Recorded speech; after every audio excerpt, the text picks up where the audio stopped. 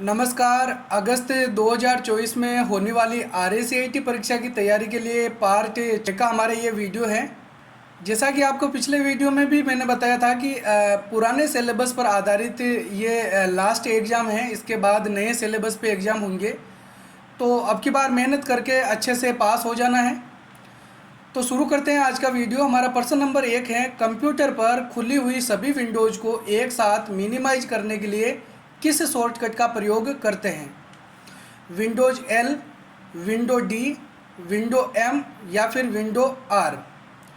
तो taskbar पे हमने जितने भी सॉफ्टवेयर ओपन कर रखे हैं, अगर सबको एक साथ में मिनिमाइज करना चाहते हैं तो उसके लिए शॉर्टकट कुंजी काम में लेते हैं विंडो प्लस एम। इसके साथ ही आपको ये ध्यान में रखना है कि विंडो डी जो शॉर्टकट कुंजी है वो भी विंडो एम की तरह ही काम करती है, लेकिन इसके द्वारा हम सीधे डेस्कटॉप पे पहुंच जाते हैं। तो अगर यहाँ पे पूछा जाता है कि हमको सीधे डेस्कटॉप पर पहुंचना है तो इसके लिए सही शॉर्टकट कुंजी कौन सी होती है? विंडो डी होती है। और हमने टास्क बार पे जितने भी सॉफ्टवेयर ओपन कर रखे हैं सबको मिनिमाइज करने के लिए विंडो एम। अच्छा, आपको पता होगा कि अगर हम विंडो एम बटन दबा के सबको मिनिमाइज करते हैं तो अपने आप ही डेस्कटॉप पे पहुंच जाते हैं, ठीक है। लेकिन यहाँ पे इनको मिनिमाइज करने की शॉर्टकट कुंजी पूछी है, इसलिए हम विंडो एम बटन काम में लेंगे। इसी के साथ ही अगर हमने कंप्यूटर को ऑन कर रखा है और कंप्यूटर पे हमको कुछ समय काम नहीं करना, हमको थोड़ा सा जैसे बाहर निकलना है तो या कंप्यूटर को छोड़ के कहीं दूसरी जगह जाना है 2-4-5 मिनट के लिए, तो हम चाहते हैं कि कंप्यूटर को शट डाउन ना करें, उसमें खुली हुई फाइलें है जैसी रह जाएँ और हम कंप्यूटर को लॉक कर दें। तो लॉक करने के लिए हम विंडो एल बटन काम में ले सकते हैं। इसे हम हमारे यूजर अकाउंट से बाहर आ जाएंगे और दोबारा इसमें पासवर्ड मांग लिए जाएंगे, तो हर कोई व्यक्ति हमारे कंप्यूटर को नहीं चला पाएगा।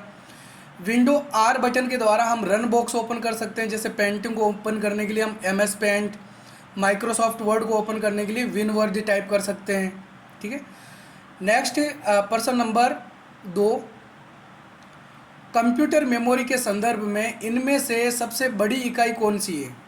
मेगाबाइट, टेराबाइट, किलोबाइट या फिर गीगाबाइट। तो इसके अंदर सबसे बड़ी जो मेमोरी की इकाई है वो है टेराबाइट। हालांकि टेराबाइट से भी बड़ी इकाइयाँ होती है, लेकिन यहाँ पर जो बता रखा है उसमें टेराबाइट सबसे बड़ी है। अब देखो, इनमें अगर सबसे छोटी इकाई पूछी जाए तो सबसे छोटी इकाई है किलोबाइट। किलोबाइट KB से बड़ी है MB मेगाबाइट, और मेगाबाइट से बड़ी है GB, GB से बड़ी है TB यानी टेराबाइट, ठीक है।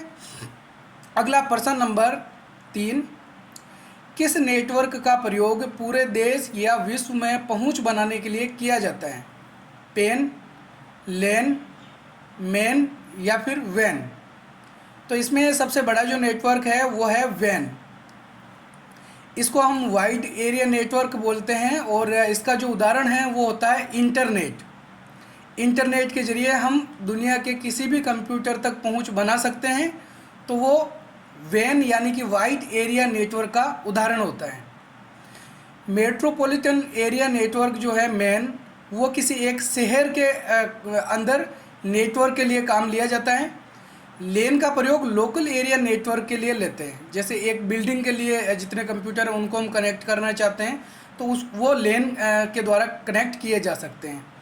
लेन केबल का प्रयोग भी कर सकते हैं।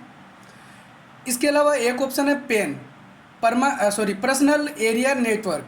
तो पर्सनल एरिया नेटवर्क का उदाहरण ब्लूटूथ हो सकता है, जो एक पर्सनल एरिया के लिए काम में लिया जाता है। अगला प्रश्न नंबर 4 है, कंप्यूटर का मस्तिष्क किसे कहा जाता है? माइक्रोफोन, स्कैनर, मॉनिटर या फिर CPU।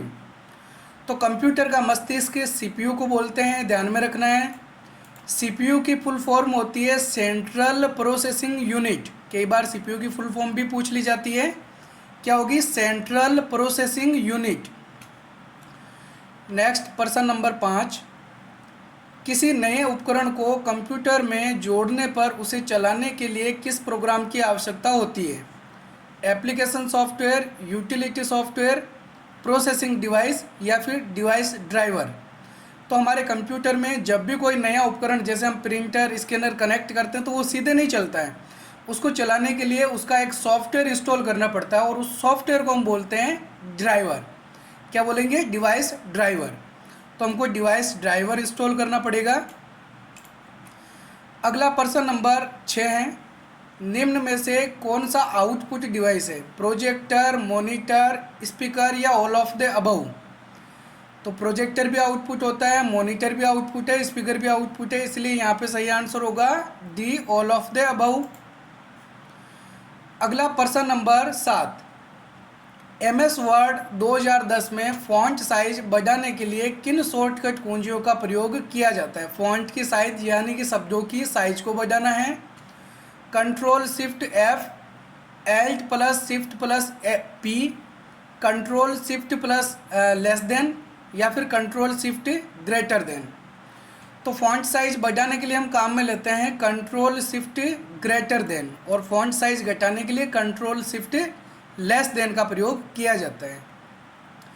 अगला प्रश्न नंबर 8 है, MS वर्ड 2010 में स्लाइड शो के समय स्क्रीन को सफ़ेद रंग में दिखाने के लिए किस कुंजी का प्रयोग करते हैं? B, W, F5 या फिर शिफ्ट प्लस F5? तो अगर हम स्लाइड शो कर रहे हैं और साथ में जैसे हम भी खड़े हो रखे हैं और हम कुछ बोल रहे हैं, लोगों का ध्यान स्क्रीन पर जा रहा है, तो स्क्रीन से हटाकर हमारी तरफ ध्यान लाने के लिए हम क्या करेंगे? स्क्रीन को पूरा वाइट कर देंगे या ब्लैक भी कर सकते हैं। तो वाइट करने के लिए हम W बटन दबाते हैं। स्लाइड शो के समय जैसे ही हम W बटन दबाएंगे हमारी स्क्रीन वाइट हो जाती है, और अगर अपन B बटन दबाते हैं तो ब्लैक हो जाती है।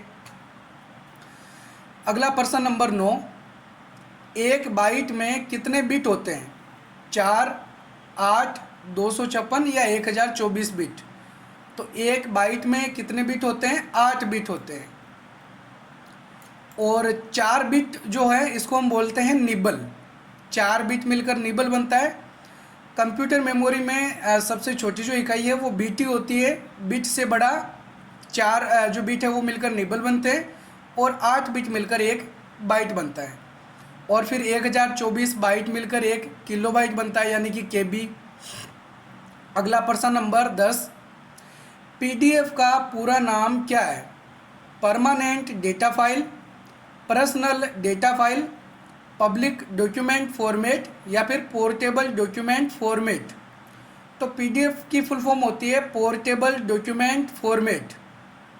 डी इसमें सही आंसर है।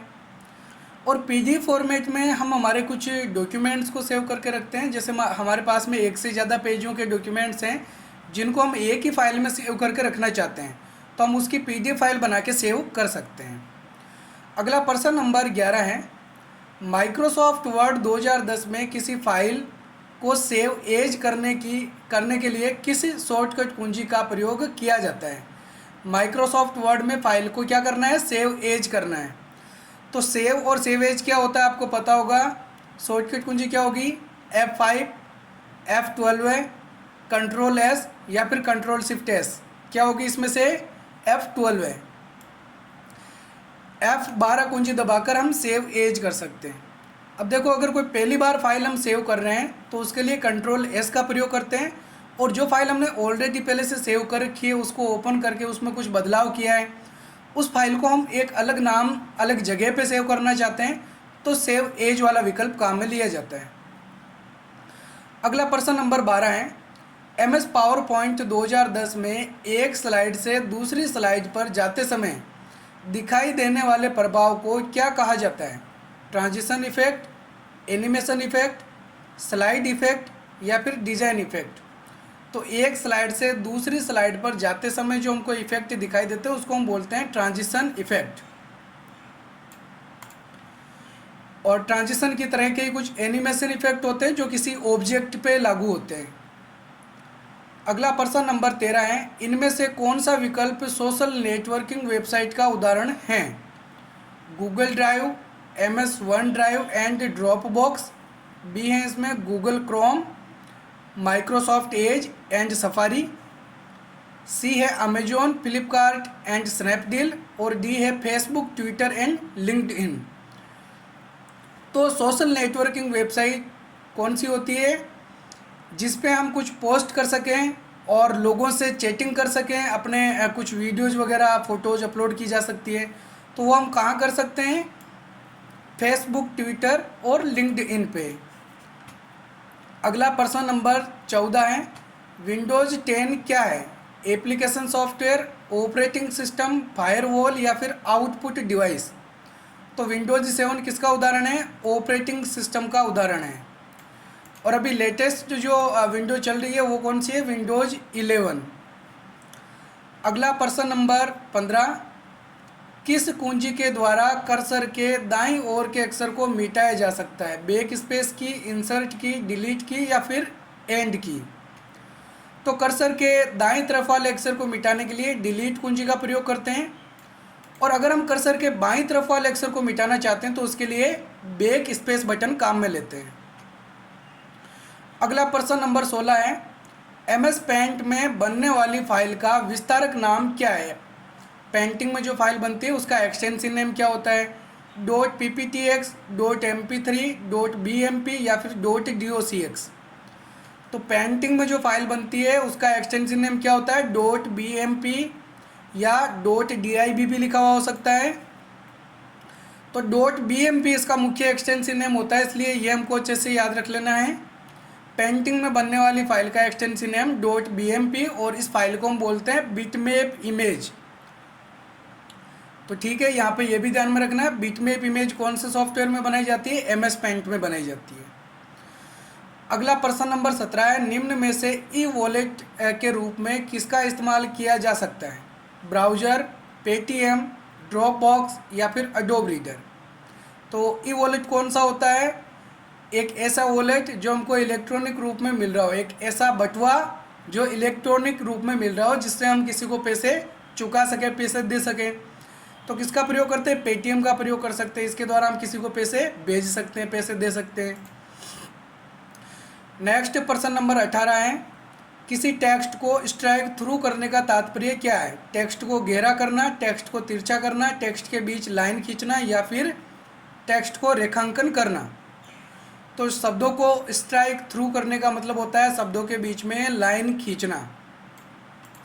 शब्दों को गहरा करना, इसको हम क्या बोलते हैं? बोल्ड करना, तिरछा करना, इटैलिक करना, और रेखांकन करना, अंडरलाइन करना कहलाता है। अगला प्रश्न नंबर 19 है, फाइल का नाम बदलने के लिए किस कुंजी का प्रयोग करते हैं? F1, F2, F4 या फिर F5? तो किसी भी फाइल फोल्डर का अगर हम नाम बदलना चाहते हैं तो उसे सेलेक्ट करके कौन सा बटन दबाते हैं? F2 बटन दबाते हैं। इसके द्वारा रीनेम किया जा सकता है, नाम चेंज किया जा सकता है। अगला प्रश्न नंबर 20 है, खुले हुए डॉक्यूमेंट का फाइल नाम किस पट्टी में प्रदर्शित होता है? हमने अगर कोई फाइल ओपन कर रखी है तो उसका जो टाइटल है, उसका जो शीर्षक है वो हमको कहाँ दिखाई देता है? Task bar, menu bar, title bar या फिर स्टेटस बार? तो देखो, फाइल का नाम यानी कि टाइटल हमको कहाँ पे दिखाई देगा? टाइटल बार में दिखाई देगा। ठीक है, तो इसमें सही आंसर सी होगा। मेन्यू बार में क्या होता है? मेन्यू होते हैं। तो अगर हमसे पूछा जाए कि कौन सा मेन्यू, जैसे फाइल मेन्यू कहाँ पे दिखाई दे रहा है, तो वो कौन से पट्टी में दिखाई देगा? मेन्यू बार में दिखाई देगा। अगर हमको पूछा जाता कि कर्सर की स्थिति बताने वाली पट्टी कौन सी है? कर्सर की स्थिति यानी कि स्टेटस बताने वाली पट्टी तो कौन सी होती है? स्टेटस बार होती है। ठीक है, हमने जो भी सॉफ्टवेयर ओपन करके, जो भी प्रोग्राम ओपन कर रखे हैं, जो भी कार्य हम कर रहे हैं, जो टास्क हम कर रहे हैं, वो हमको कहाँ दिखाई देते हैं? टास्क बार में दिखाई देते हैं कि हमने कौन कौन से टास्क, कौन कौन से सॉफ्टवेयर ओपन कर रखे हैं। तो ठीक है, ये थे आज के हमारे 20 महत्वपूर्ण प्रश्न उत्तर। उम्मीद है आपको हमारा ये वीडियो पसंद आया होगा। हम मिलेंगे एक और नए वीडियो में, तब तक के लिए जय हिंद, जय भारत।